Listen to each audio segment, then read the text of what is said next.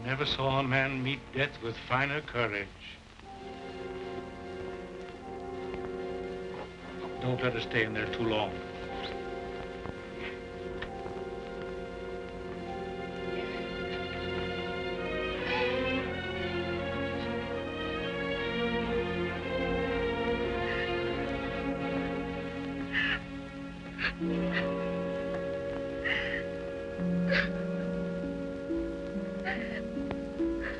Dearest, is Father well now? Yes, dear. He's well. He's quite well. But we have no one left now but each other. No one at all. My baby.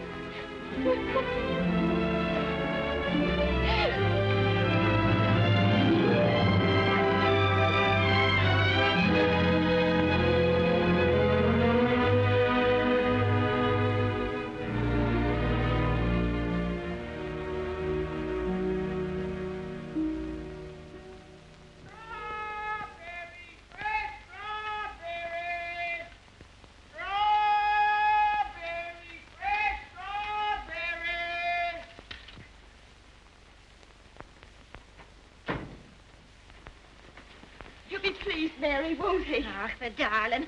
To think of him getting the like of that for his birthday. Sure, he'll be the happiest boy in all Brooklyn till he falls off of it. Yeah.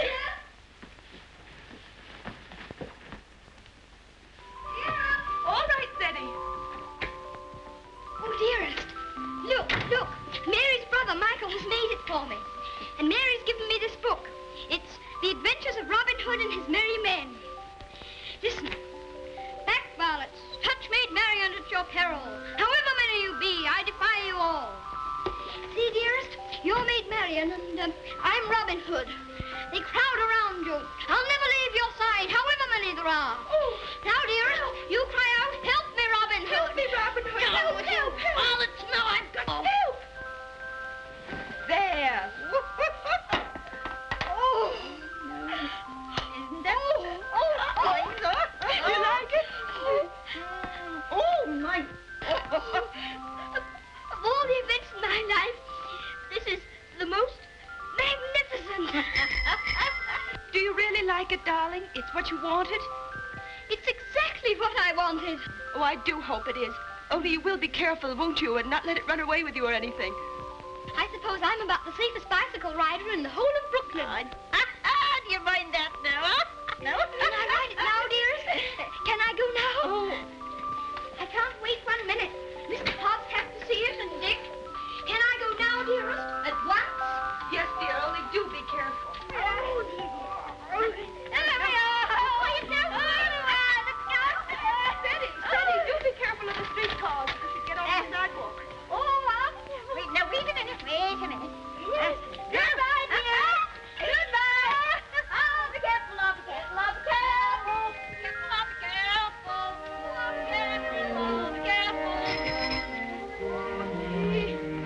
Good morning, Mrs. McGillicuddy. Good morning, Sadie. A very good morning. How are your bones today, Mrs. McGillicuddy? Oh, none too good after the rainstorm yesterday. Oh, they ate last night something cruel. Ties me up in knots, the rain does. Does it? How very peculiar. But it's a fine day to go bicycle riding. Oh, I suppose so. For them that has bicycles and can ride them. I suppose everybody who has a new bicycle will take it out and ride it today. Glory be to goodness, and whose bicycle might that be? It's mine. It's my birthday present from dearest. Oh, it's a daisy show. Fine enough for the president to ride. And it has all the latest improvements. Oh, sure, it sounds like the bells of St. Patrick. Sure, it's the luckiest boy in the world, John. Well, I'll have to be going. Oh, I nearly forgot. Please choose my apple now, Mrs. McGillicuddy. But would you mind keeping it for me until I get back? Sure.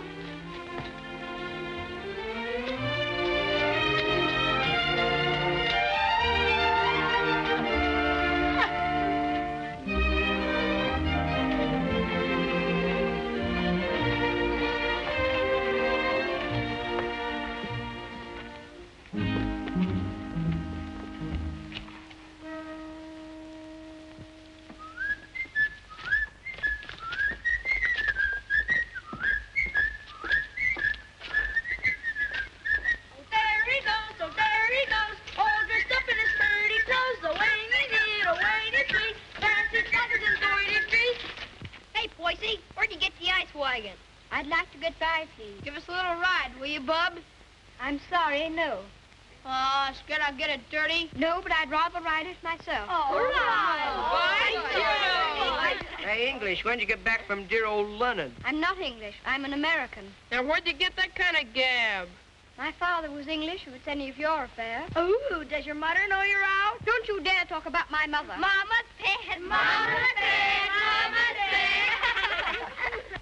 I think you'd better take your hand off that wheel. Want to make anything out of it? I want to make you get out of the way. You don't dast, you sissy cat.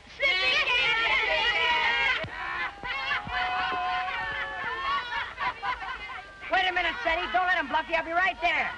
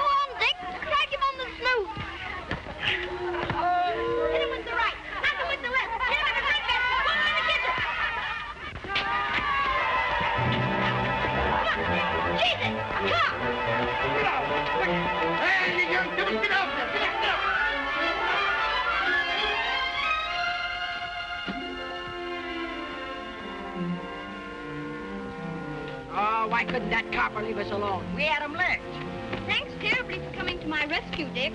Ah, next, that makes us even for me giving you the mumps. They didn't even scratch it. Gee willikers, where'd you swipe that?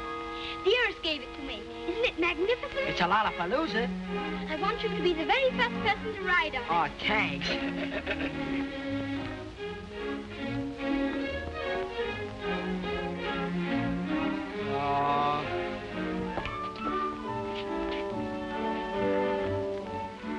Thank you very much for your assistance, Mr. O'Brien. It's a pleasure, Sadie, my lad. Of course, I think we might have won anyway. Sure, and don't I know it? But I had to keep you from committing murder. I tell you what, Dick. I'll just go once around the block, and then you can ride it down to Mr. Hobbs' store. Make it later, 'cause right away I gotta go see my brother Ben off. He's going out west. Who is he? Where? Texas? No, Chicago. Oh, that would be splendid. Riding Mustangs and shooting bears. Here's my brother Ben now. Come on, Dick, I've got to leave. Well, come on down to Mr. Hobbs' store as quickly as you can.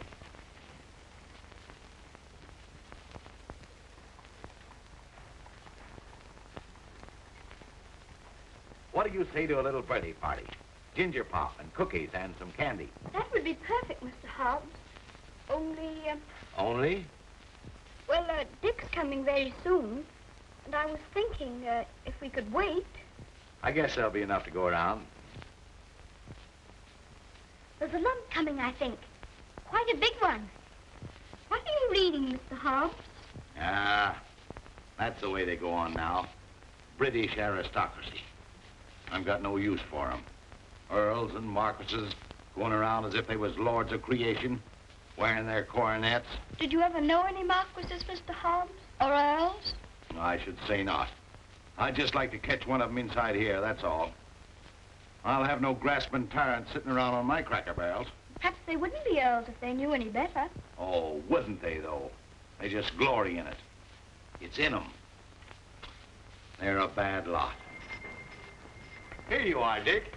Just in time for Teddy's birthday feast. Gee, Manetti, ginger pop and everything. Here's to your health, Teddy. Many happy birthdays. Thank you very much, Mr. Hobbs. Why, Mary. Come on home, darling. The mistress is wanting you. Oh, glory be. Would you look at your face? I'm very sorry, Mr. Hobbs, but I shan't be able to stay for the feast. Is there anything wrong with Dearest? Not at all, sure there's nothing the matter with her. What's happened, Mary? Now, don't be asking me any questions. Queer, strange things happening to us. If you'll forgive me, Mrs. Errol, you must not disregard the great position to which your son has fallen heir through the death of his uncle, your late husband's brother. But what it amounts to, Mr. Havisham, is that you want to take my boy away from me. Mrs. Errol, you must remember that I'm acting quite impersonally and simply as the lawyer of the Earl of Dorincourt. The Earl of Dorincourt disowned his son and has refused to recognize his grandson until now. Why should I give up my boy? Oh, I'm afraid I've been very stupid, Mrs. Errol. I should have told you. My instructions are that you shall accompany Lord Fauntleroy to England. Oh. However, I must remind you that Lord Dorincourt is not very friendly toward you. He's an old man and has always had very strong prejudices against America and Americans, and was bitterly opposed to his son's marriage. He's fixed in his determination not to see you.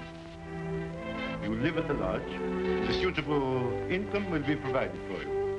The only stipulation is that you make no attempt to visit your son at the castle, nor even enter the park gates. There's your sister, Mary. Hello, Bridget.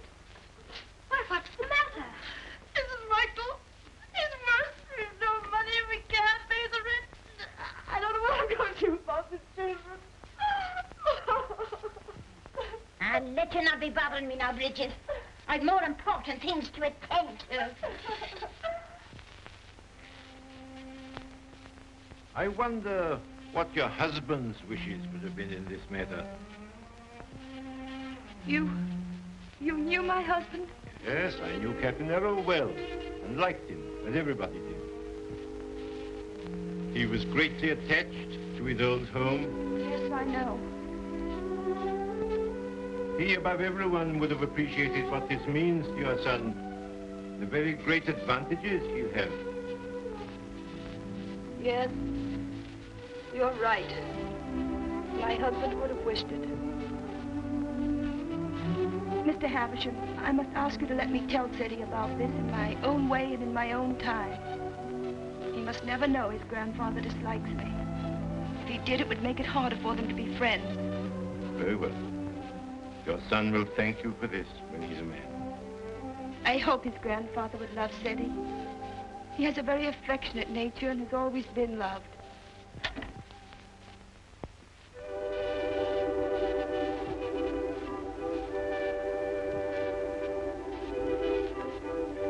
This is Mr. Havisham, dear, whom your grandfather has sent to see us, all the way from England. How do you do, sir? So this is little Lord Fauntleroy.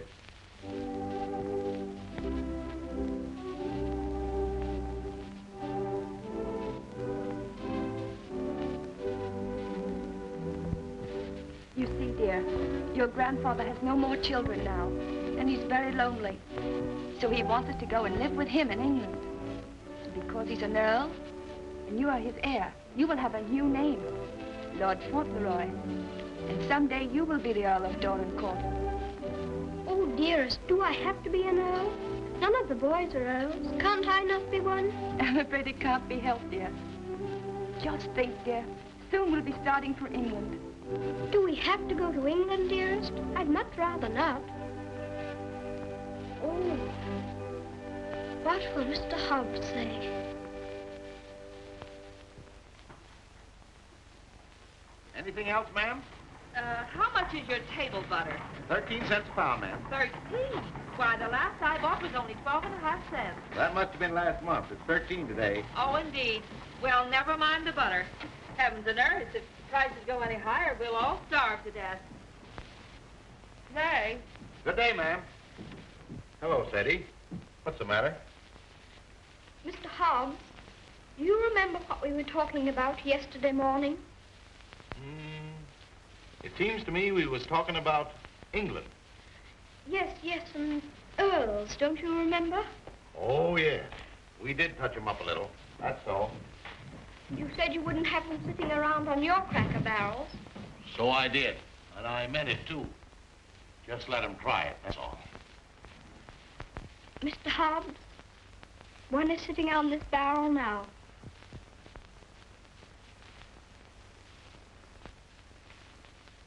What? Yes, I am one. Or I'm going to be. I won't deceive you, Mr. Hobbs. It's the heat.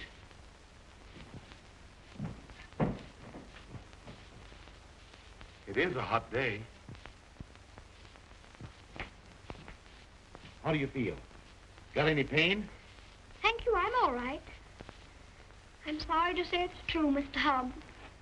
Mr. Havisham, he's a lawyer, came all the way from England to tell us about it. My grandfather sent him. Who is your grandfather? I couldn't very easily remember it, so I wrote it down. John Arthur Molyneux Errol, Earl of Dorincourt. That's his name, and he lives in a castle. 2 or 3 castles, I think. All his sons have died now. That's why I shall be an earl. Now I'm Lord Fauntleroy. Well, I'll be jiggered. One of us has got a sunstroke. Oh, no, we haven't. We'll have to make the best of it, Mr. Hobbs. What did you say your name was?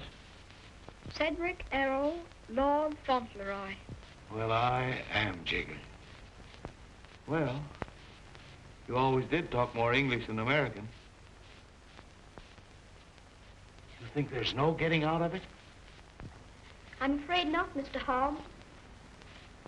Dearest says that Father would wish me to do it.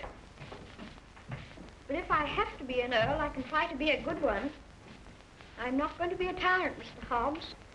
And if there's ever to be another war with America, I shall try and stop it.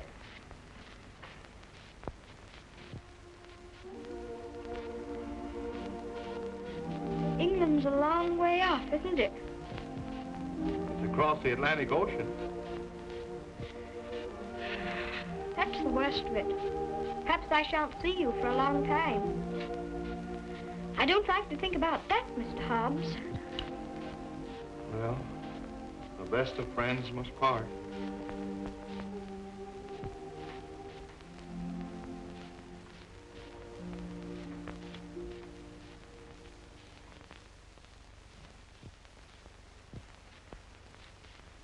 I'm afraid, Mr. Havisham, our American food must seem very strange to you. A little, ma'am. I find that muffins are biscuits and biscuits are cookies. But the cooking's excellent. And after all, it's the company that makes a meal exquisite, not the food. Thank you, Mr. Havisham. When you're an earl, you'll give splendid dinners in one of the most beautiful castles in England. Do you know, I'm not sure I know exactly what an earl is. And I think if anybody's going to be one, he ought to know, don't you? Would you mind explaining it to me? Well, someone is made an earl generally because he's done some service to his sovereign or some great deed. Oh, that's like the president. Oh, is it? Is that why your presidents are elected? Yes, sir. When a man is very good and knows a great deal, he's elected president. Then they have talks like processions, and bands, and everybody makes speeches. I used to think perhaps I might like to be president, and I never thought of being an earl. Oh, no, being an earl is rather different from being a president. An earl is generally of very ancient lineage. What's that? Very old family. Extremely old. Oh, that's like the apple woman. 100, I should think. She's of such ancient lineage, it'll surprise you how she can stand up. And the rain makes it worse. The first Earl of Dorincourt was created an earl hundreds of years ago. Well, well, that was a long time ago, wasn't it, dear? Many earls have been very brave men and have fought in great battles. I should like to do that myself. My father was a soldier and a very brave man, as brave as George Washington. I'm glad earls are brave. That's a great fountain. Would you excuse me a moment, please? There's someone I must see. Oh, certainly, of course. There's another advantage of being an earl. Some of them have a great deal of money. That's a good thing to have. I wish I had a great deal of money. Do you? Why? Well, there's so many things a person can do with money. A little tent to put her stall in, and a stove. And I'd give her a shawl, because then her bones wouldn't feel so badly. And what else would you do if you were rich? I'd buy Dearest all sorts of beautiful things. Dearest? I call Mother Dearest because Father did. And there's Dick. And who's Dick? Dick's a bootblack. I buy him some new cloths and brushes and a new sign and start him out fair. He says that's all he wants, is to start out fair. Is there anything else? Well, I think Mr. Hobbs would like a gold watch and chain. But what would you get just for yourself if you were rich? Isn't there one particular thing you've dreamed of having? Yes. A pony. But I suppose that would be too much to even dream about. I'm so sorry. A poor woman who was in trouble came to see me. Oh, is it Bridget? Yes, dear. I wish we could do something for her. She has 6 children, and her husband is out of work. He has inflammatory rheumatism, and that's the kind of rheumatism that's dreadful. Before I left Dorincourt Castle, the Earl said that if you expressed any wishes, I was to gratify them and give you anything you desired. Now, here are £5. In your money, $25. If you have any desire to assist this poor woman, I'm sure your grandfather would wish it. Can I have it now? Can I give it to her this minute? May I be excused, please, dearest? Yes, Eddie. Bridget! Bridget, wait a minute. Here's some money. My grandfather gave it to me. It's for you. That's a great deal of money, Mr. Havisham. We've never had very much. I'm just beginning to realize the great power Seti will have. Such a child still. I'm a little afraid. I think from what I've seen of him, that you have nothing to fear. Oh, I hope not.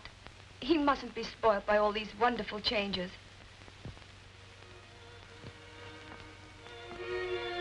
She cried. She said she was crying for joy.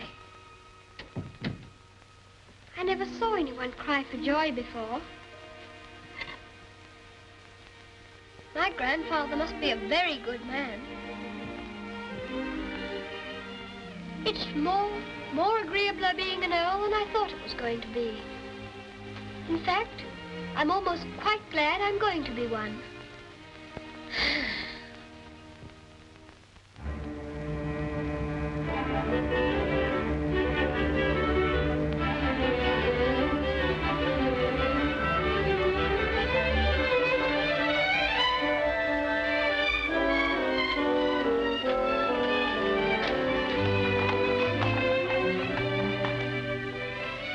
We always liked that little house, didn't we, dearest? We always will like it. Yes, darling. Yes.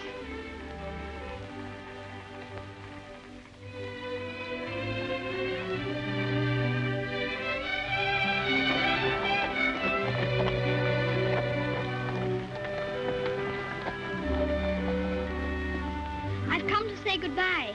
I have to go to England to be a lord, and I shouldn't like to have your bones on my mind every time it rains. Oh, bless your dear little heart with all your kindness to me. My bones is as quiet as anything. Can I give you a kiss for that? Of course.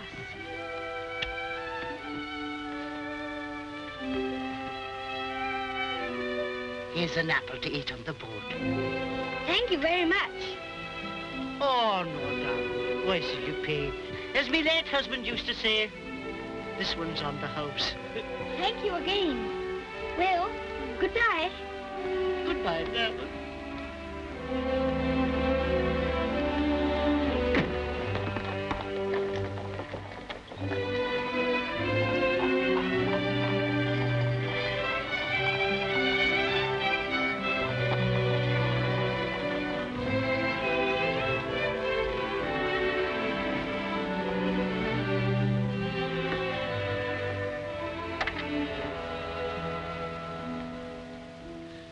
Well,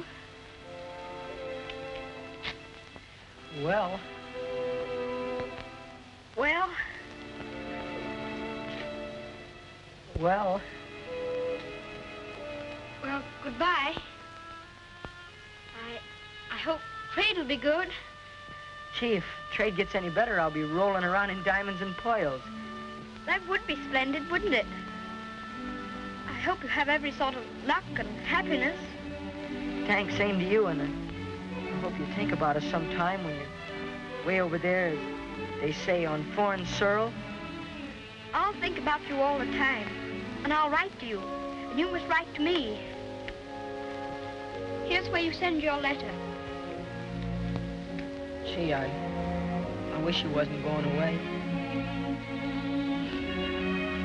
Thanks, mister, for all the swell things you've done for him. He certainly deserves it. He's a game little kid.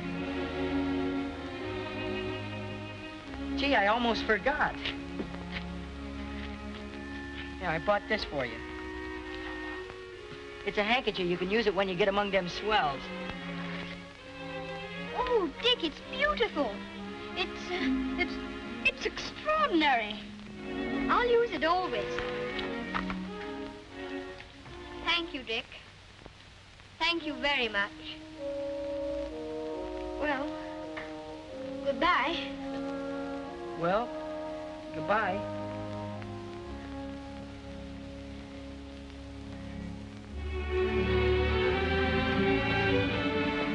Would you mind very much not going in with me?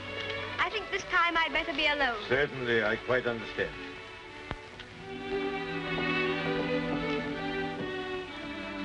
This is for you, Mr. Hobbs.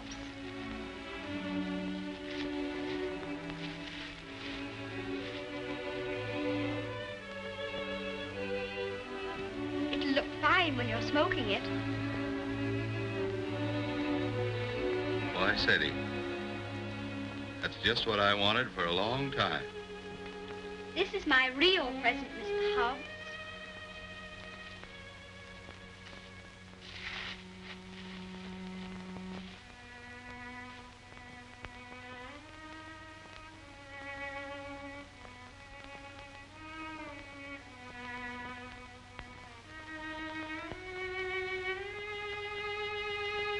There's something written on it, inside the case.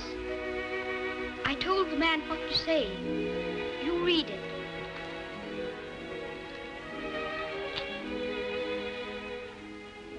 From his oldest friend, Lord Fauntleroy, to Mr. Hobbs. When this you see, remember me.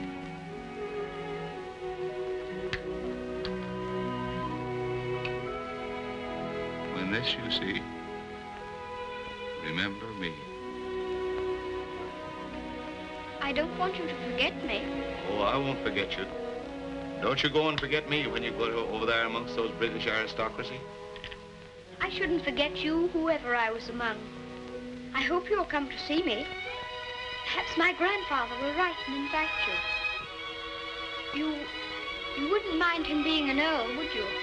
I mean, you wouldn't stay away just because he was one. Oh, I'll come and see you.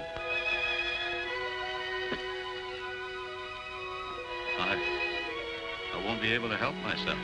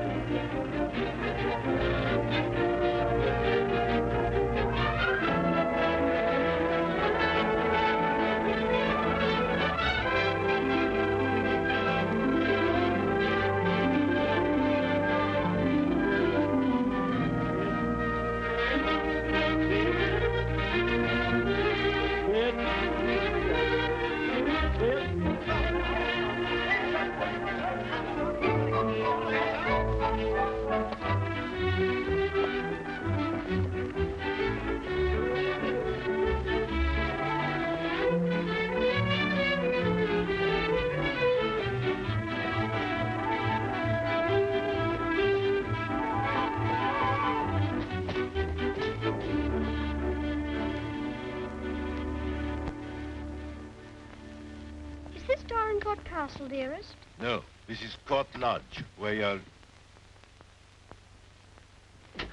Here's Mary. We had a splendid time in London, Mary. I'm so glad you came before us, Mary. We don't feel so strange finding you here to welcome us. I shoot you the great happiness I wish you, ma'am, in your lovely new home. This is Mrs. Baines, the cook, ma'am, and that's Susan, the parlour maid. I'm sure we'll do everything, ma'am, to make you comfortable. Oh, I'm sure you will.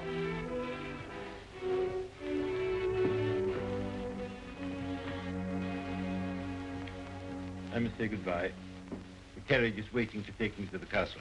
I must tell the Earl of your safe arrival. He needn't go tonight. I'd so like to have him with me my first night here. No, I'm sure Dorincourt won't expect his grandson tonight. Tomorrow will be time enough. I dread so to tell him that we're not going to live together anymore. I'm a coward, I know, putting it off so long, but it's the most difficult, the most cruel thing I've ever had to do.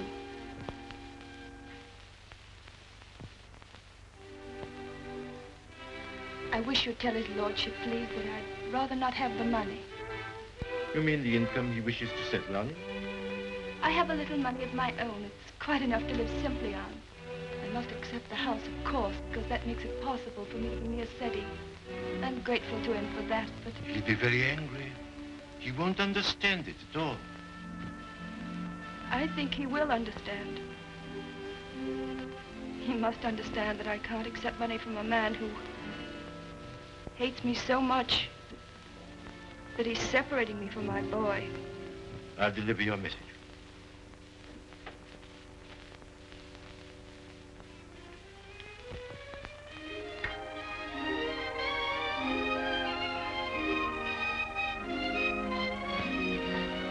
I think it's beautiful here. Don't you, dearest?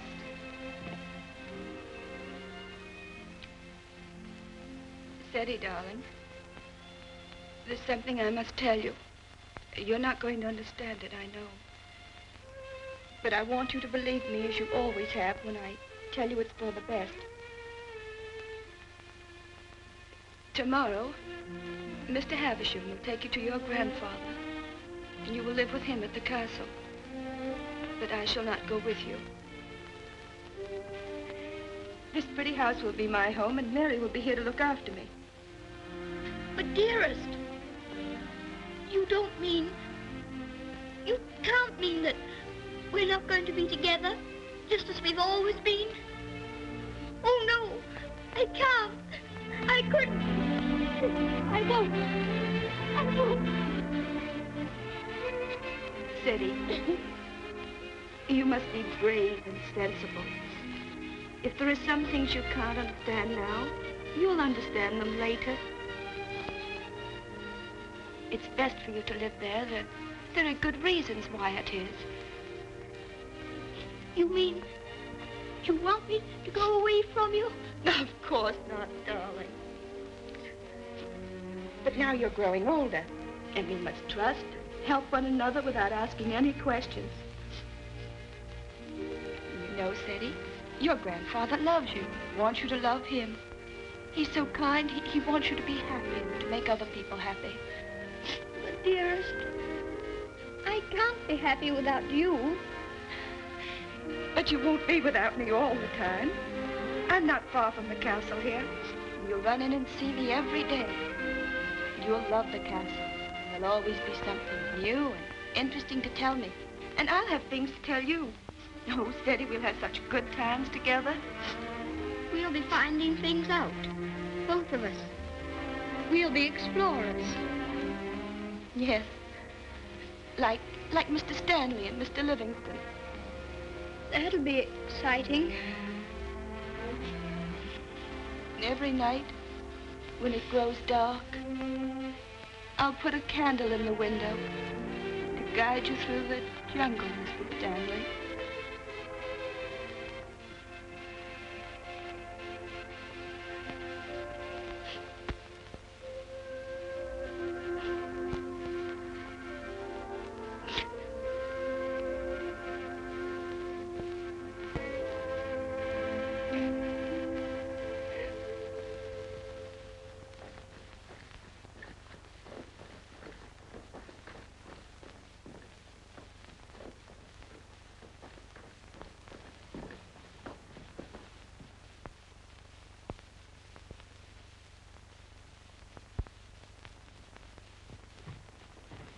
Ah, Newick, how's his lordship? Oh, he's in a rare mood this evening, he is.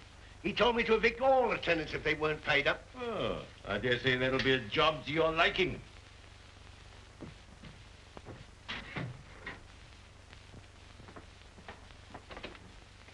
Oh, sir. Ah, Purvis. Glad to see you again. Very glad to see you, sir. Oh, idiot! Do what you're told. Read what's ordered. Gout. Oh, yes, sir. These last few weeks have been the worst I've ever known, sir. I'm surrounded by a lot of incompetent nincompoops. Shut the door, you blockhead! I can't stand him no longer, Mr. Purvis. He's too much for any man. Cursing and swearing and calling people out the names like he does. And it ain't just today, it's every day. Thomas, you brought in the 63 port. He prefers the 51. Oh, I know he didn't say. Fetch the other bottle. What business you got drinking port anyway in this condition? I can't feed and house every lady lout in the parish, and I won't. You and your poor. I've had enough of them. But, my lord. Mr. Mordaunt is with him, sir. I said all I had to say, and now I say good night. Good day, my lord. Good day. you. How'd you do, Mr. Havisham? Mr. Mordaunt. Mr. Havisham, my lord.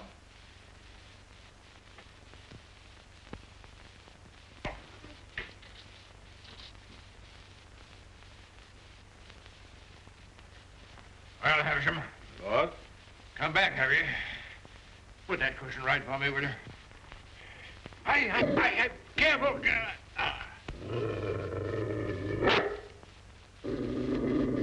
What's full of hot needles?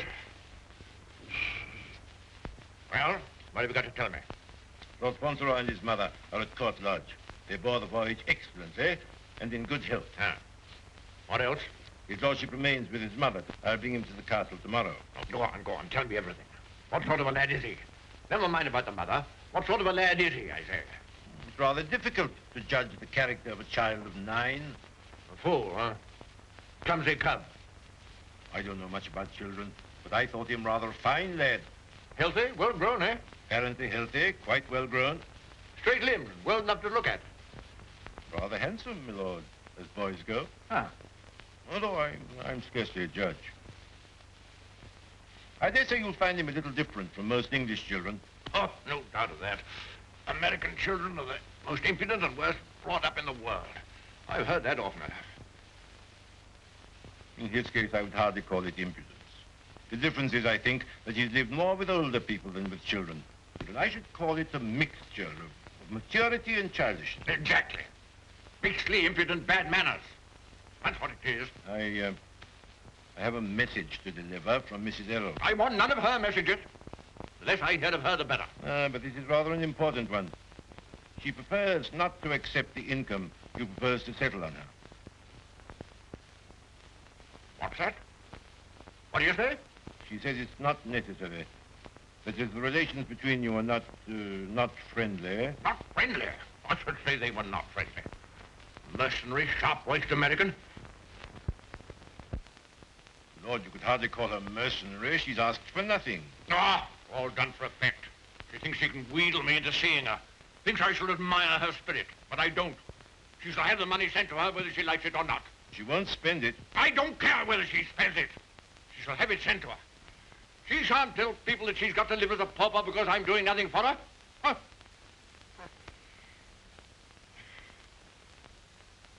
I suppose she's poisoning the boy's mind against me, too. No. I have another message that will prove to you she's not done that. I won't care. Oh.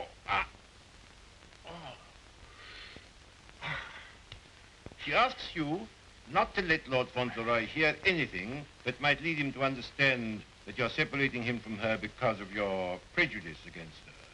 She says he wouldn't comprehend it, that it might make him fear you in some measure, or at least cause him to feel less affection for you. She wants there to be no shadow on your first meeting. Come now, Havisham, come now. You don't mean the mother hasn't told him? Not a word, my lord. Nothing has been said to the boy to give him the slightest doubt of your perfection. She's prepared to believe you the most amiable and affectionate of grandparents. In fact, he already regards you as a wonder of generosity.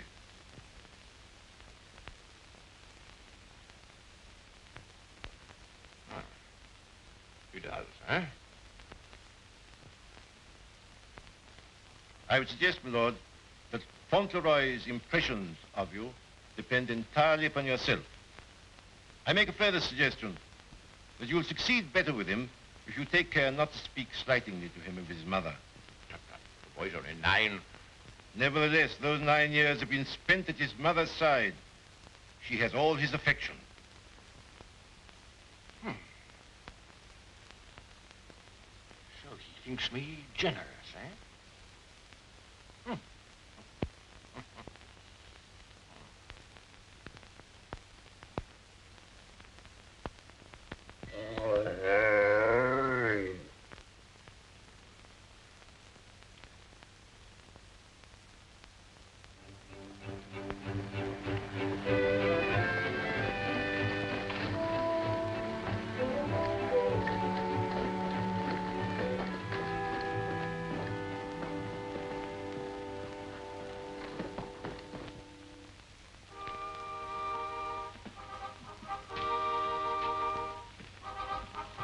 Purvis, this is Lord Fauntleroy.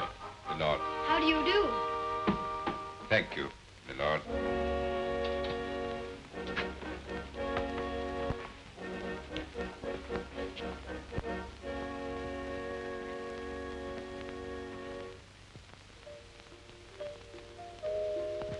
My lord.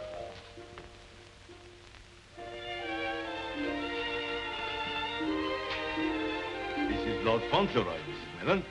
Lord Fauntleroy, this is Mrs. Mellon, the housekeeper. How do you do, ma'am? I should know his lordship anywhere, sir. He has the captain's face and way. Oh, was it you who sent the cab? I'm ever so much obliged to you, ma'am. How do you do? He's a great day, this, sir. Where's his lordship? In the library, sir. Lord Fauntleroy is to be sent to him alone.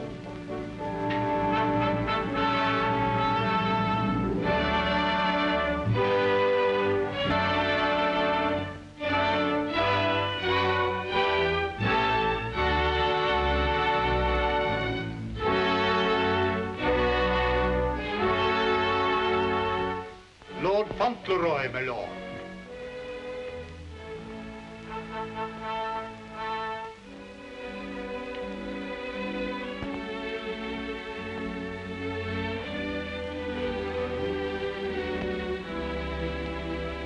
Dougal, come back, sir.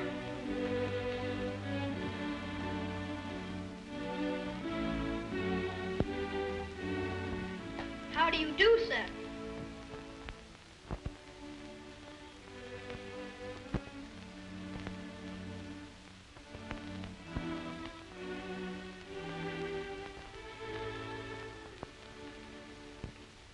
Are you the Earl?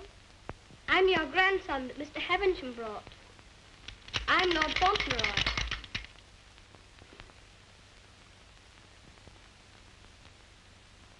I hope you are quite well.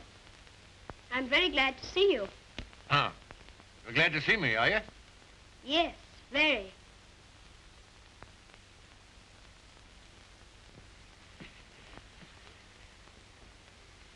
I kept wondering what you would look like if you'd be anything like my father.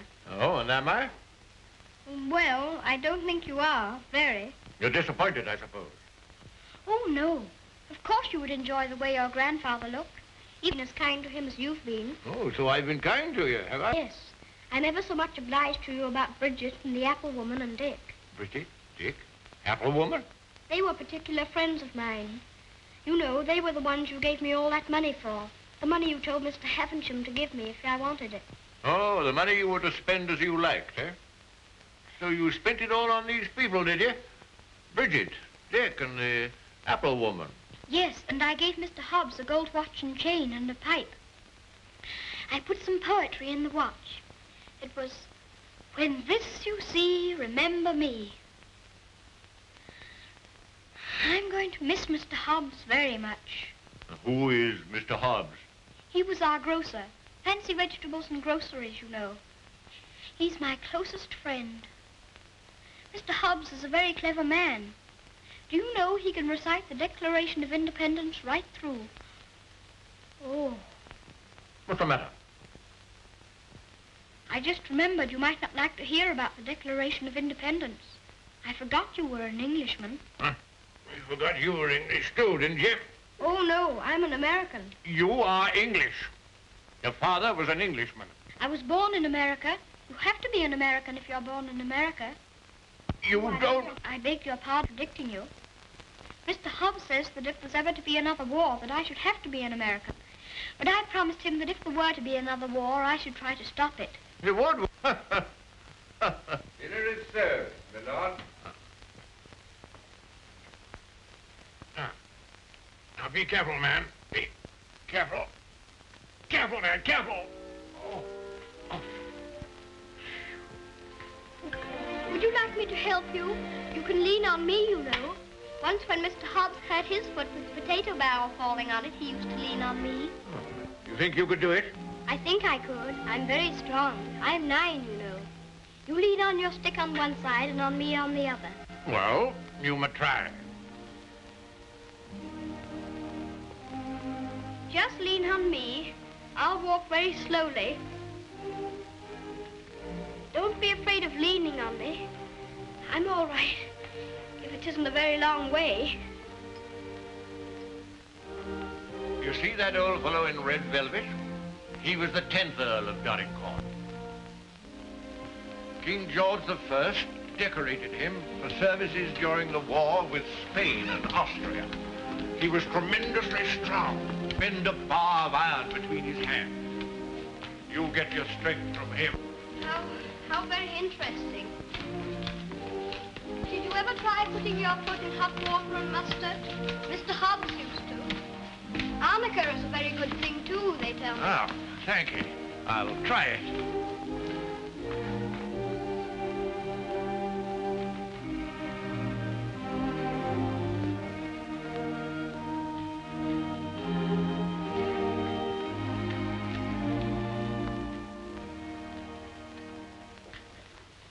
It is warm, isn't it? A person can't help getting warm in the summertime. Great heavens! What's that? It's a present from Dick. Isn't it beautiful? When this I see, I shall always remember Dick. Yes, I should think you would. It's a bit difficult to forget him. Dick's a professional bootblack. You'd like him. He's so square. Square? He wouldn't cheat anyone or hit a boy under his size. Huh? Very praiseworthy. Eh? Thank you.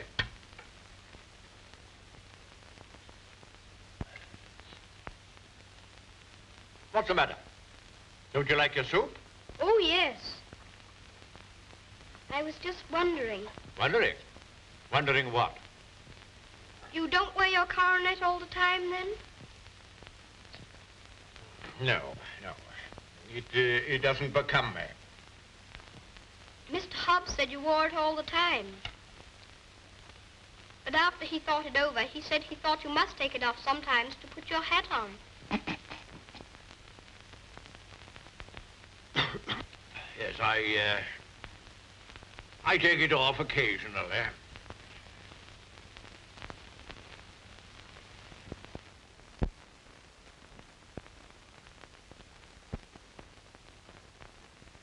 You must be very proud of your house.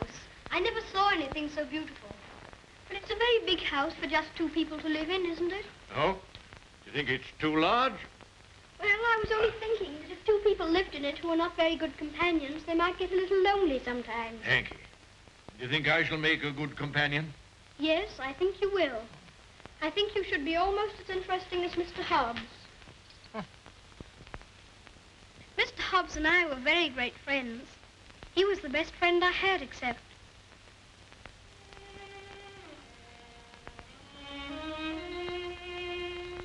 Fauntleroy, what are you thinking of?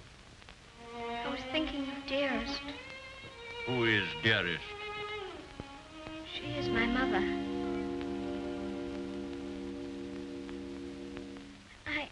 I think I'd better get up and walk up and down.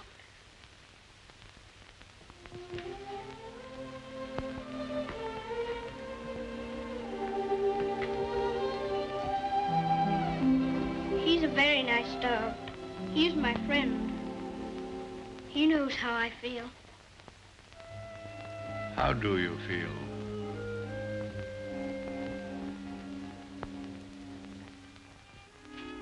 Come here.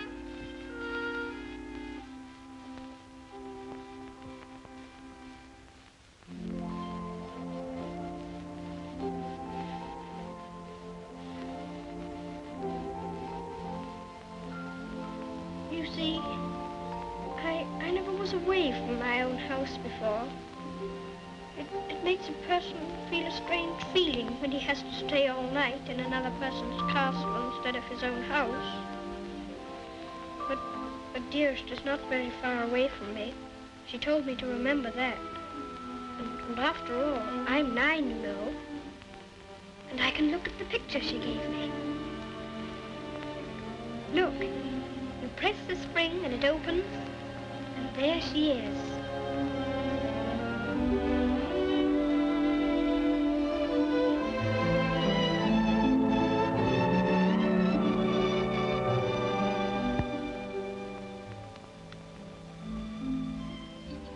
And I suppose you think you're very fond of her.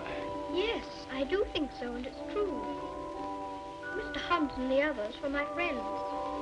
But Dearest is my close friend. My father left her to me to take care of. When I'm a man, I'm going to work and earn money for her. Oh, what do you think of doing? Well, I did think of going into business with Mr. Hobbs. But I should like to be president. We'll send you to the House of Lords instead. Well, if I couldn't be president, and if that's a good business, I shouldn't mind. The grocery business is dull sometimes. Yes, so's the House of Lords. But it's the business that every Earl of Dorincourt goes into. I shall have to talk to Dearest about it.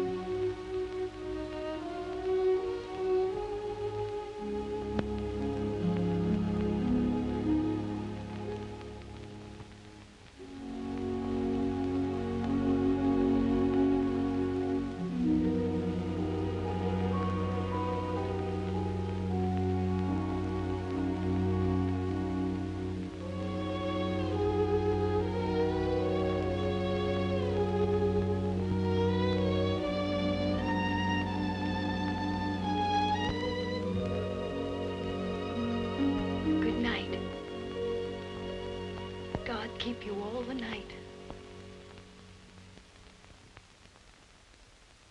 Morning, Thomas. Good morning, sir. His lordship? In the library, sir. And such goings on I never heard in all my life. Do you think it'd be all right for me to see him? Oh, yes, sir. He's expecting you.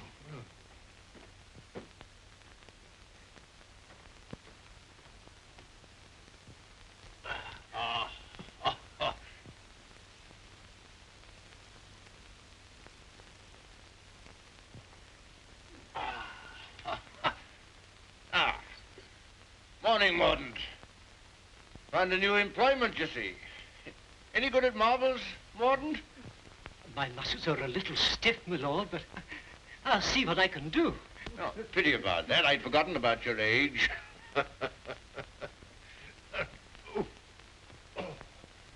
This is the new Lord Fauntleroy. Fauntleroy, this is Mr. Mordaunt, rector of the parish. I'm very glad to make your acquaintance, sir. I'm delighted to make your acquaintance, Lord Fauntleroy. Well, what is it this morning, Mordaunt? Who's in trouble now? It's one of your tenants, my lord. Higgins of Edge Farm. York has told him that if he doesn't pay the rent, he must leave the place. He's a bad tenant. Always behind, Newick tells me. He's devoted to his wife and children. If the farm is taken from him, they may literally starve. That's like Michael. Huh? I forgot we had a philanthropist here. Come here. What would you do in this case? Well, if I were very rich, I should let him stay and give him things for his children. Nonsense. You're Lord Fauntleroy. Time you learn to deal with these situations. You can write, can't you? Yes, but not very well. Well, go over to the desk and write Newick his orders.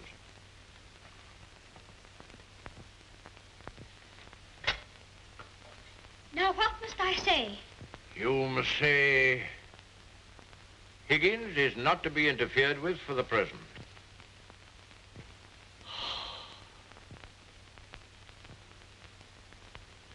And sign it Fauntleroy.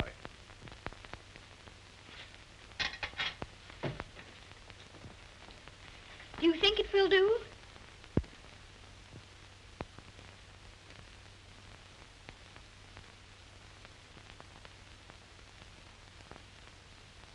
Yes.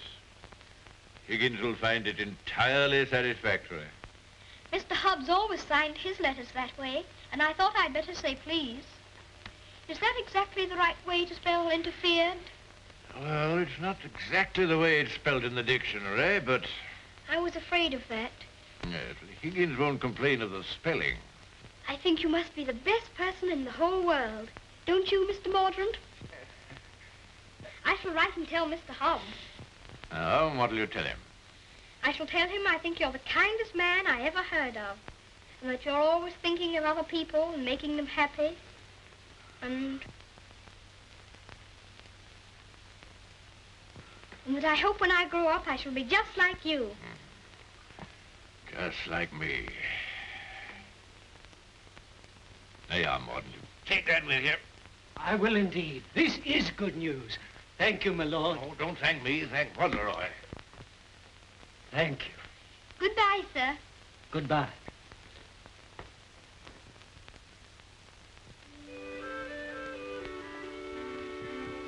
May I go to see Dearest now? I think she'll be waiting for me.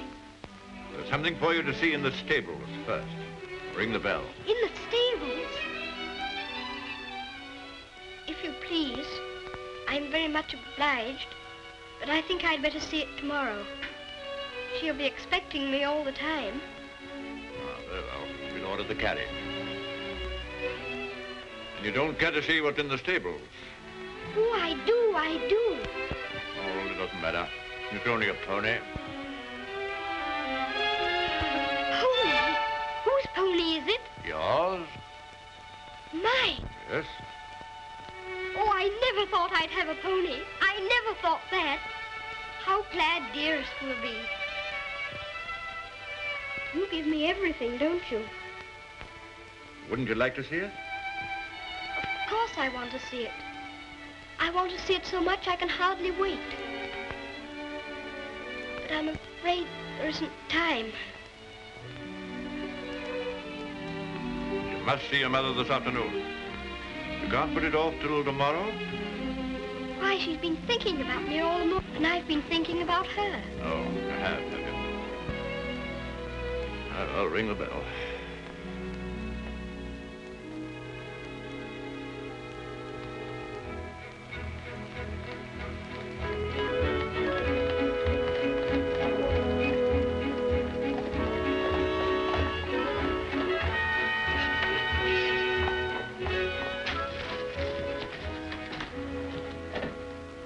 Let me give you your stick. Just lean on me when you get out. I'm not going to get out.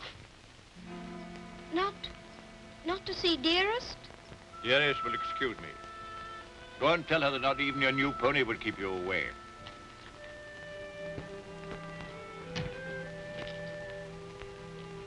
She'll be disappointed. She'll want to see very much. I'm afraid not. The carriage will call for you as we come back. Drive on, Jeffries.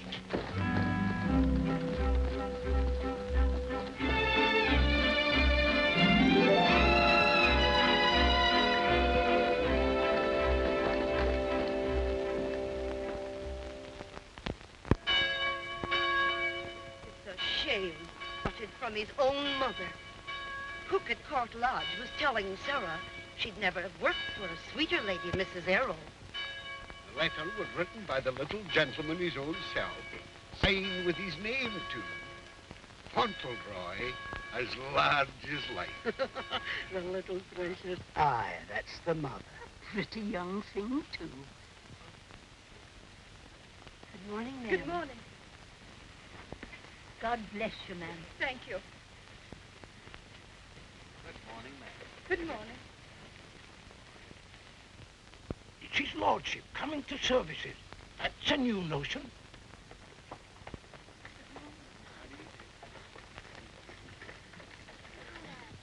They say even his gout's improving. Look at the young lord. He's Captain Cedric all over again. He's the captain salt of a life. How glad the people are to see you. Take off your hat, boy. They're bowing to you. To me? How do you do? Good morning, Lord. God bless your lordship. Long life to you. Thank you. Morning, Lord.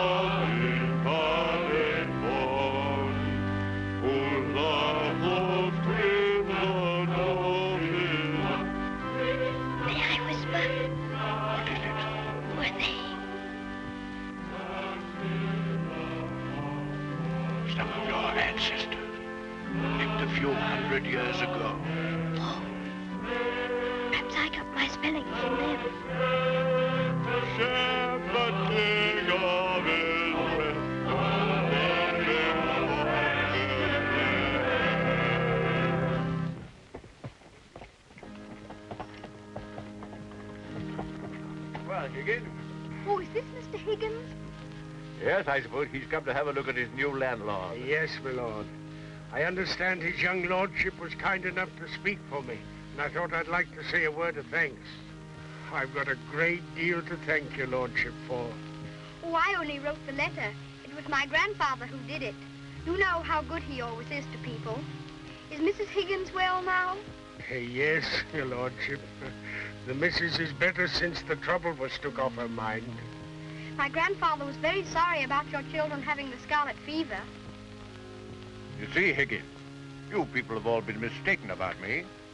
Lord Fauntleroy understands me. If you want a little reliable information on the subject of my character, apply to him. Get in the carriage, Fauntleroy.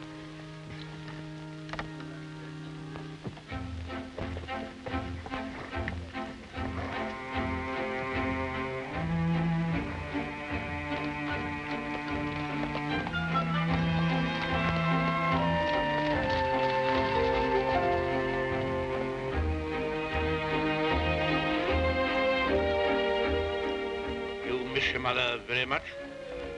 Yes, sir. I miss her all the time. You don't miss her, do you? I don't know her. I know, and that's what makes me wonder.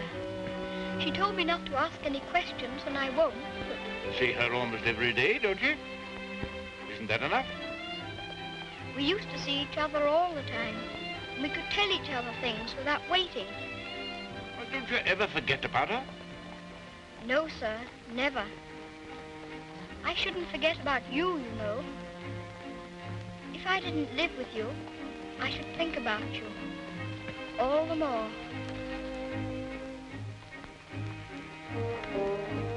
On my word, I believe you would.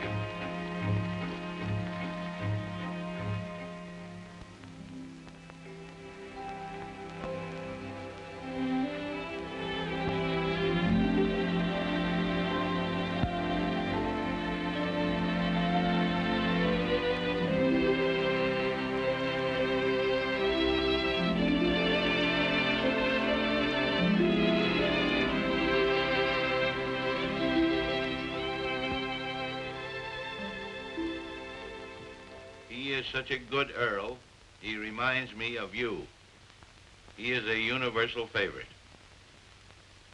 Well, reminds me of you. Think of that now. He's known this Earl only a little while, and we was lifetime acquaintances.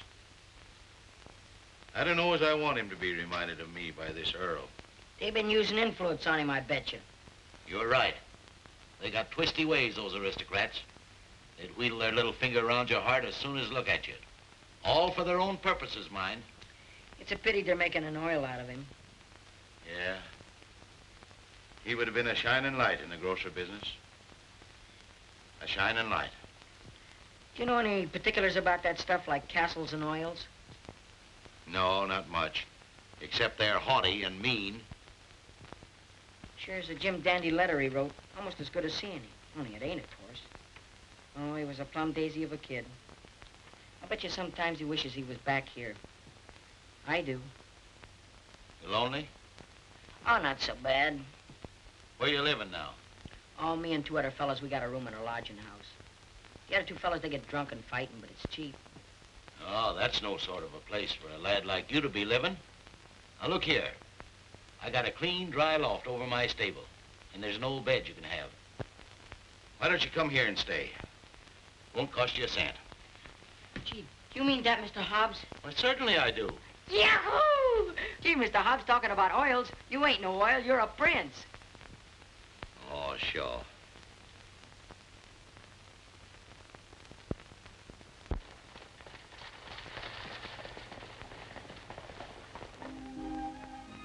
I wonder whether he will have an American accent. My dear, won't it be interesting if he has the Dorincourt eyebrows? When do we see the mother? Shh. I believe she's supposed to be kept in the background.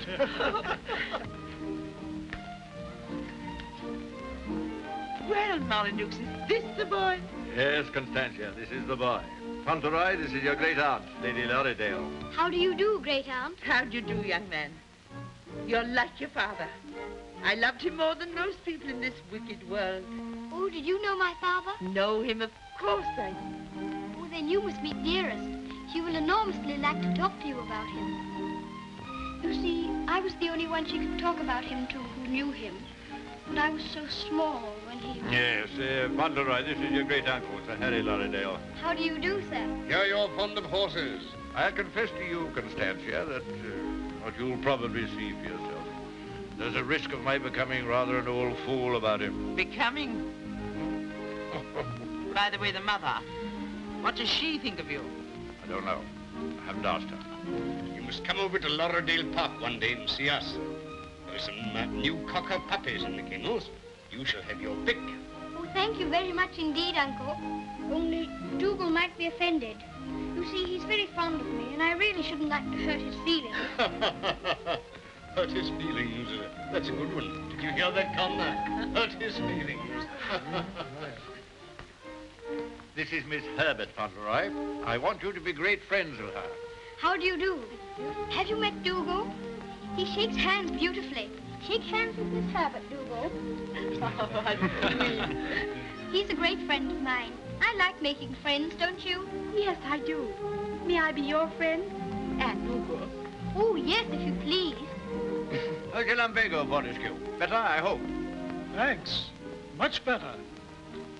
I've known Dorincourt as well as anyone could know him for 35 years. And that's the first time he's ever bothered to inquire about my health. Most extraordinary. Havisham, you're late. What's kept you? Beg your pardon, my lord. I was detained by extraordinary news. News? What? What news? Not now, if you don't mind. Later, my lord, later.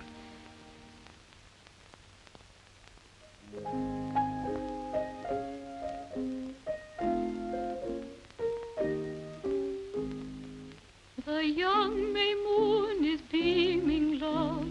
The glowworm's lamp is gleaming, love.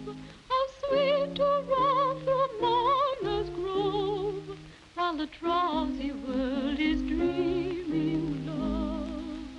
Then awake till rise of sun, my dear. The sage's glass will shun, my dear. Or in watching the flight of bodies of light, he might happen to take thee for one, my dear. Charming, charming. What a sweet song. Delightful, my dear. Thank you, my dear, thank you. Do you like music? Yes, I like it when you sing it. Dear my Lord Fauntleroy, why do you look at me so? I was thinking how beautiful you are. Oh, Fauntleroy, make the most of your time. When you're older, you'll not have the courage to say that. Nobody could help saying it. Don't you think she's pretty, too? Well, we're not allowed to say what we think. Lord Fauntleroy shall say what he thinks. I'm sure he thinks what he says. I think you're prettier than anyone I ever saw, except Dearest. I think she is the prettiest person in the world. I'm sure she is. And I must tell her how kind you've been to me. I never was at a party before, and I've enjoyed myself so much. Oh, I beg your pardon.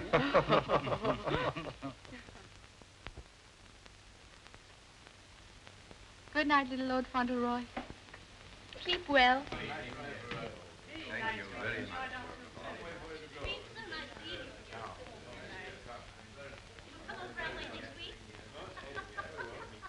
Good night.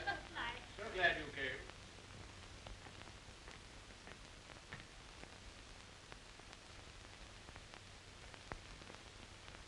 Well, Havisham, what the world's the matter? Something serious must have happened to make you behave like this. What is it? It's bad news. The very worst of news, my lord. I'm sorry I have to be the bearer of it. Why do you look at the boy so? You hang over him like a bird of ill omen. Has it anything to do with Fauntleroy? My lord, I waste no words. My news has everything to do with him. If we're to believe it, it's not Lord Fauntleroy who lies asleep before us, but only the son of Captain Errol. The present Lord Fauntleroy is the son of your boy Bevis, and at this moment is in a lodging house in London. What do you mean? You're mad. It's a lie. An abominable lie. If it's a lie, it's painfully like the truth. A woman came to my chambers this morning and told me that she married your son Bevis in London 11 years ago. She showed me the marriage certificate. The child was born shortly after Bevis deserted her and was taken by her to America. Oh, the woman's obviously an imposter. It's a trumped-up fraud. I'm afraid not, my lord. I saw the boy's birth certificate. She's, I'm afraid, a very ignorant person. But she's consulted a lawyer who advises her that her son is, of course, Lord Fauntleroy and the rightful heir. She demands that his claim be immediately acknowledged. I'll protest this to the last. I'll disown Bevis's boy. I'll have nothing to do with him or his mother. You can't disown him, my lord. Nothing we can do can keep the eldest son's child from his inheritance.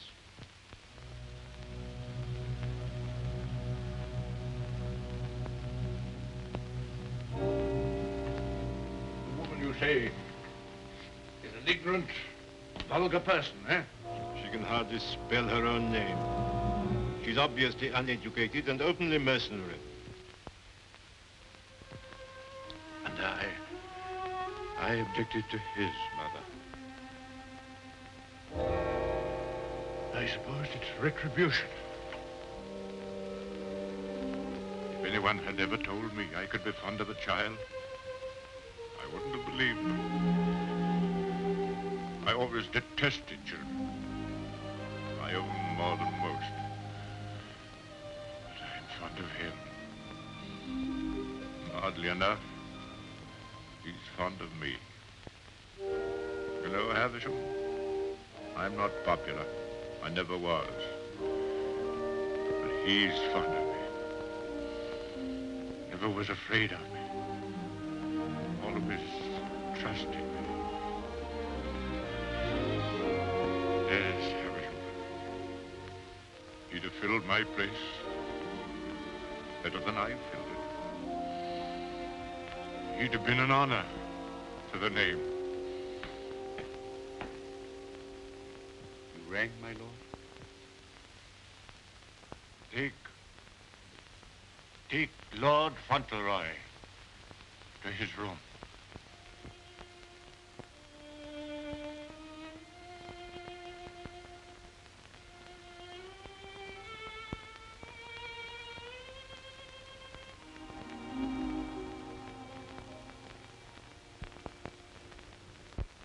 What a pity. The boy's a thoroughbred if ever there was one. I suppose you may say it's a judgment on Molyneux. But that boy, the first human being he ever loved. Will Molyneux take the case to the courts, do you think? Can't tell. He's obstinate enough. Courts are the devil. You go in with your best suit, buckles on your shoes, and come out as nature made you. Bless my soul, Constantia. Whoever would have dreamed that I'd have felt sorry for the old boy? I wouldn't have minded our having a boy like that, Harry. Yes. Bit of luck for us, old girl, if we had. Huh? I'll tell you one thing. If his little lordship loses his title, the village loses the best friend it has. Aye, that's right. And I'll tell you another thing. It'll drive the Earl mad if this goes wrong for him. Why, he's been so proud of the boy, you'd hardly believe it if you knew him for what he was before. And the new one's no lady, that's sure. Bold-faced thing, that's what she is.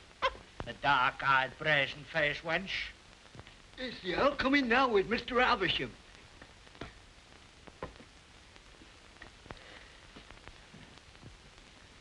You've someone here calling herself Lady Fauntleroy. I want to see her. Aye, come the ways, my lord. This way, my lord.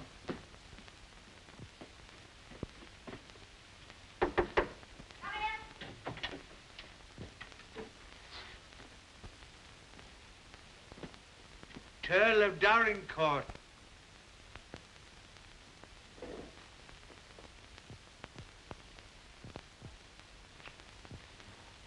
Pleased to meet you, I'm sure, my lord.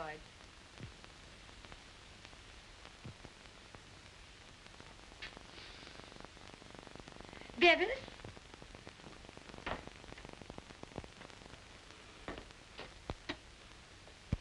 Go shake hands with your grandpa.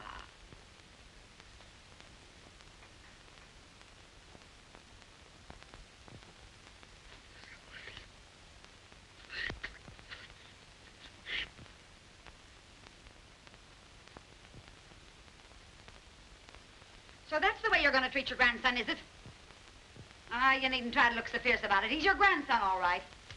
Yes, my lord. We have proof of the young gentleman's birth. He is the son of the late Lord Fauntleroy. Allow me to introduce himself. Joshua Snade, at your service. My card. I've already had the pleasure of making Mr. Havisham's acquaintance. Lady Fauntleroy has placed all the evidence in my hands. I can assure you, my lord, it is sufficient to justify her case should it come into court.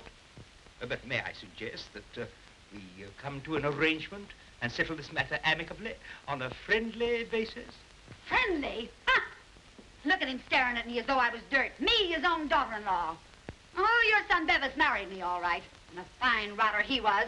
But he was the father of my boy, and I can prove it. Lady Fauntleroy, please. You may think you can fight me, but a lot of good it'll do you. They don't love you around here, and you know it. I've heard plenty about you and your dirty, snobbish pride. Plenty of pride you'll have when I'm finished with you. Unless you want to climb down off your high horse and get reasonable with your own flesh and blood. Lady Fauntleroy... You shut up. I'll stop at nothing, do you hear? I'll drag this case through every court in the land. I'll let the whole world know what you are. You and your precious son, Bevis, deserting me and his own child, a babe in arms. How I've suffered, heaven only knows. And you standing there looking at me and my boy as if we were scum. You ought to be ashamed of yourself. You say you married my eldest son. If that's proved to be true, the law's on your side. In that case, your son will be Lord Fauntleroy, and you will be provided for. But I warn you, the matter will be sifted to the very bottom. I'll only add that I want to see nothing of you or your boy as long as I live. After my death, you can, unfortunately, do as you please. Yes, you're exactly the kind of person that I should have expected my son, Bevis, to choose.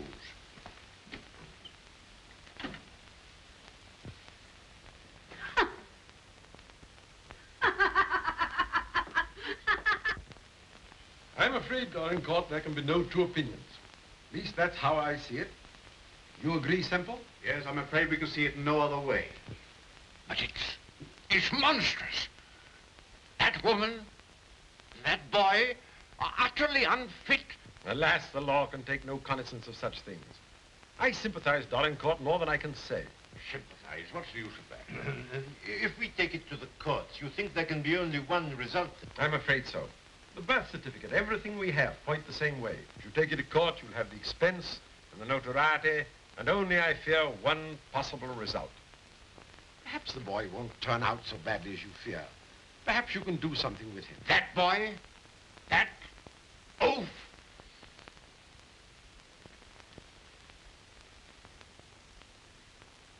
With the other one. Yes.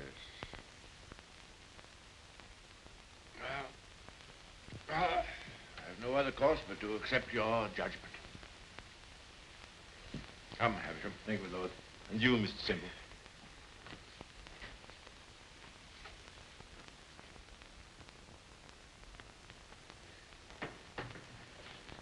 It's the Earl, ma'am. The Earl himself. Show him in.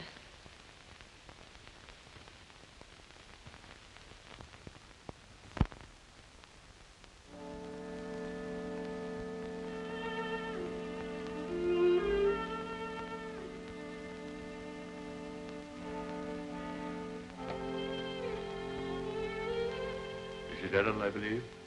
Yes, I'm Mrs. Errol. I'm Lord Dorincourt. The boy is very like you. People have often said so. I'm glad to think he's like his father, too. Yes, he is. Like my son. Won't you sit down? Thank you.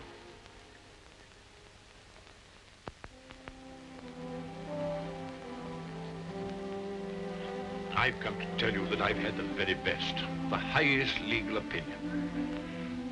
I'm sorry. This outrageous woman and her child. Perhaps she cares for him as much as I care for Seddy, my lord. Her son is Lord Fauntleroy. Mine is not. Yes, I'm afraid you're right. Perhaps you would prefer that Seddy should not be the Earl of Dorincourt.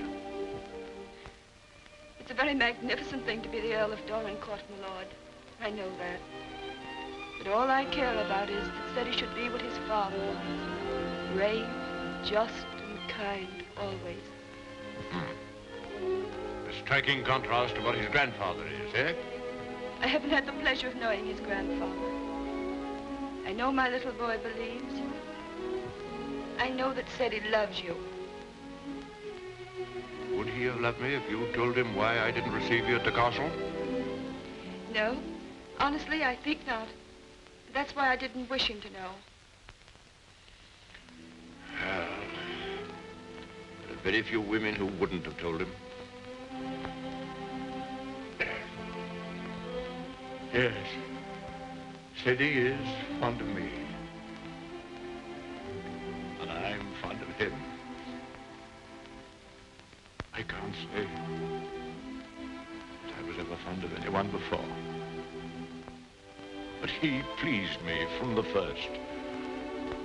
I'm an old man. I was tired of my life. But he's given me something to live for. More than that. More than that. I'm proud of him.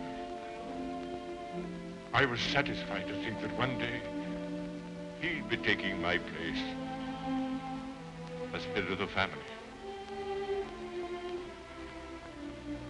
I'm miserable. Miserable.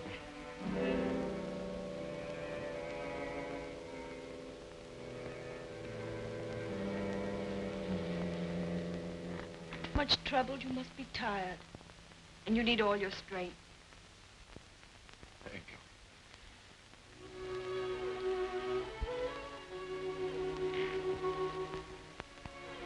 Perhaps it's because I'm miserable that I've come to you. I used to hate you.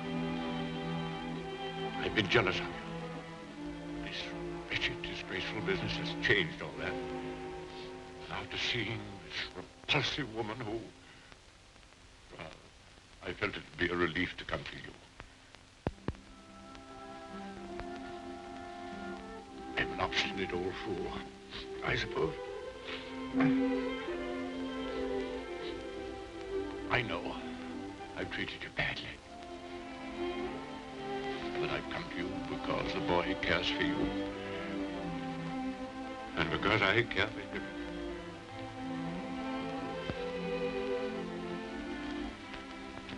treat me as well as you can. For the boy's sake.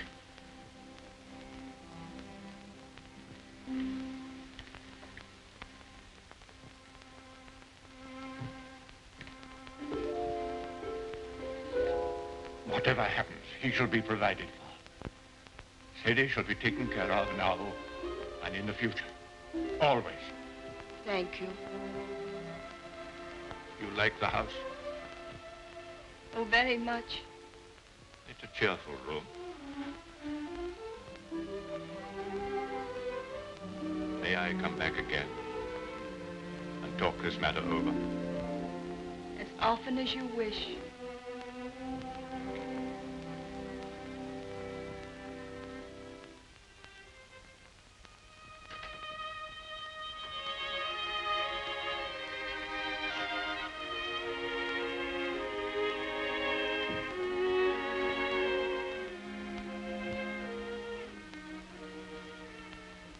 Heard bad news, haven't you? Yes. The worst. And I'm not Lord Fauntleroy anymore, am I? No. She's beaten me. Then the other boy, he will have to be your boy now, won't he? Like I was? No.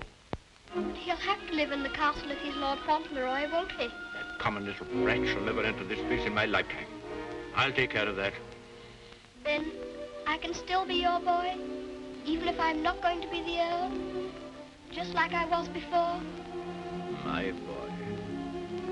Yes, you'll be my boy as long as I live. And by Jove, sometimes I think you're the only boy I've ever had. Then I don't care about the Earl part at all. I thought, you see, that the one that was going to be the Earl had to be your boy. That I couldn't be. I shall never take anything from you that I can hold for you. Come what may, you shall have all that I can give. All. And dearest, will her house be taken away from her? No. You can take nothing from her. Nothing from either of you. Come. Time you were asleep.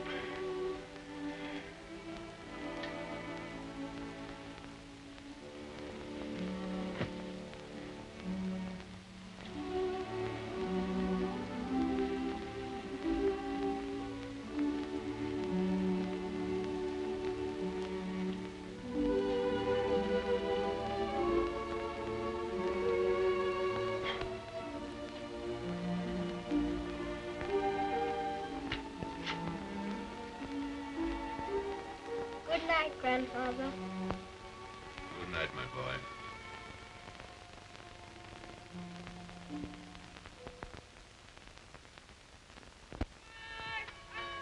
The aged Earl remains secluded in his castle and refuses to have any communication with the rightful heir. Oh, we know that stuff. They've been printing that for the past weeks. Is there anything new about SETI? Yes, here it says, the prospects do not look very bright for the false claimant, Cedric Earl of Brooklyn. Well, I'm jiggered.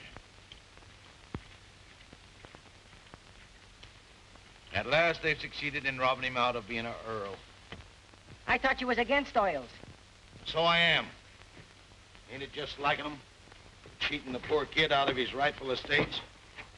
Now, what's going to become of it? Well, I know one thing. He done everything in a well for me, and he can always come back here and have half of my shoe shining business. Well, now, I'll tell you, Dick. I'd always had it in my mind that said he would come in with me someday. He'd be a shining light in the grocer business. The new Lady Fauntleroy was formerly an actress. She is said to have played in New York and London. Continued on page 5.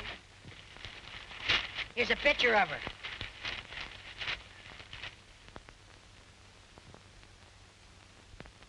Holy mackerel. What's the matter? Here, look at this. It's her. Her? She ain't no aristocrat, she ain't. I know her as good as I know you. It's Minna, Ben's wife. Your brother? Sure. You mean it's some kind of hocus pocus? Sure I do. Well, I'm jiggered. She was married before, but I never heard of her having no other kid but Ben's kid. You mean the one Ben went out to Chicago to look for? Sure. Maybe she had another kid in England. Maybe she did and maybe she didn't. We'd ought to do something about this. You're dead right we oughta. But we gotta get the proper advice. Gee, I wished I knew Alderman Murphy. I know Alderman Murphy. You do? Yeah, come along. Let's go right now. Them Earls, they've always had a spite against us Americans ever since the Revolution. What a place. What a hole. I'm sick to death of it. Cooped up here, week in and week out with nobody to talk to. You're complimentary. I wasn't meaning to be. And grateful. You're getting your money, aren't you? Business is business, you know. Business. I'm sick of business. I want some fun. Why don't you go up to London for a while? London? Not on your tintype. Nothing but please that old devil up at the castle better than to see me clear out. Well, I'll stay here in this rotten country pub. You've lived in worse places in your time, I've no doubt. That's none of your business. You keep a civil tongue in your head or I'll hand you your walking papers. I wouldn't. What do you mean? Just what I said. I wouldn't try anything like that, Minna. I'm Lady Fauntleroy to you. Men. Why, it's Lord Donegal. Why, this is a pleasure, a real pleasure, I'm sure. Won't you take a... Hello, Minna. Why, hello, Dick.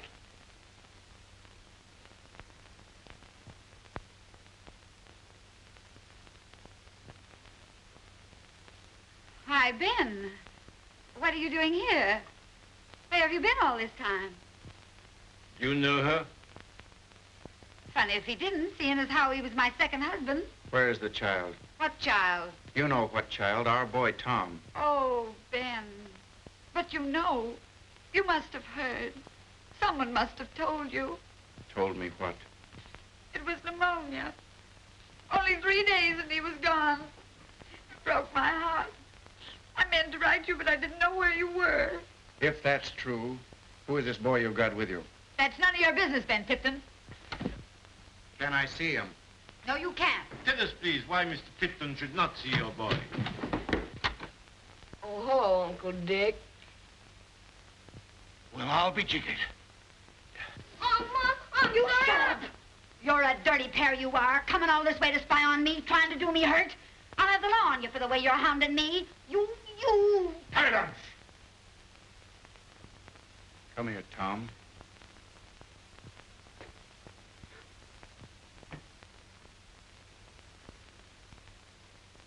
I knew nothing of this, my lord, I assure you. There's a little matter of a forged birth certificate.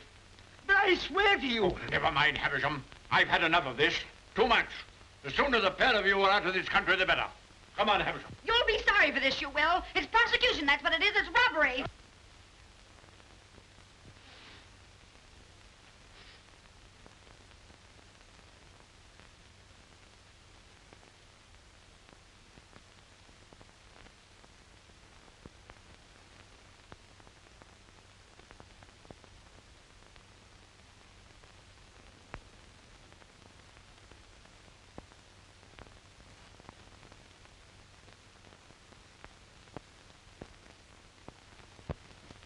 This will be somewhat in the manner of a museum, my lord?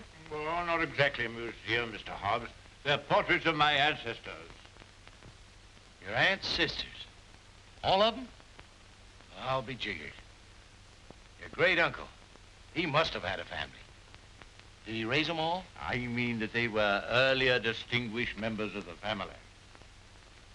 You know, Earl, I used to have a very poor opinion of you aristocracy, but I've changed. I'll take you, for instance. You're a pretty good sort, even if you are an Earl. I'm very gratified.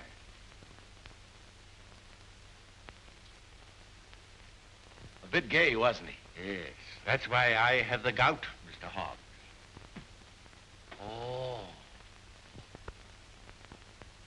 And they was all Earls, and said he's going to be one, and own all this. And he'll be worthy of it, Mr. Hobbs. Sure he will. All these Earls. You know, I wouldn't have minded being one myself.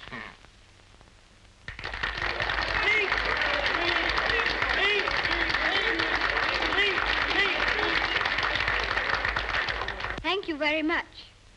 It's such a lovely day. I always like having birthdays, but never one so much as this because you're all so kind to me. My grandfather wants everybody to be happy and comfortable, and I'll want it too when I'm grown up. I think that's all because I'm not very good at making speeches, but I must say that I'm very much obliged to you for liking my birthday. Ripping little nipper. Ain't he a daisy? I'll bet you boys elect him king someday. I didn't know the little fella could talk so good. Why, he makes a better speech than Alderman Murphy. By Jove. Well, I'll be jiggered. And I've another birthday present for you. Another one besides all the things this morning? Yes, the best of them all. Oh, dearest! Oh, dearest! Oh, dearest, I was wanting you here. I was wanting you here so terribly much. Were you, darling? Fauntleroy, your mother's come to live with us in the... To live with us? To live with us for always? Are you sure you really want me? We've always wanted you, but we weren't exactly aware of it. Well, Mr. Hobbs, it's so nice having you here with us. I dread to think of you ever going back to America. Not to live there. Not to live there. America's a good enough country for them that's young and stern, but there's faults in it. There's not an aunt's sister among them. Nor an earl.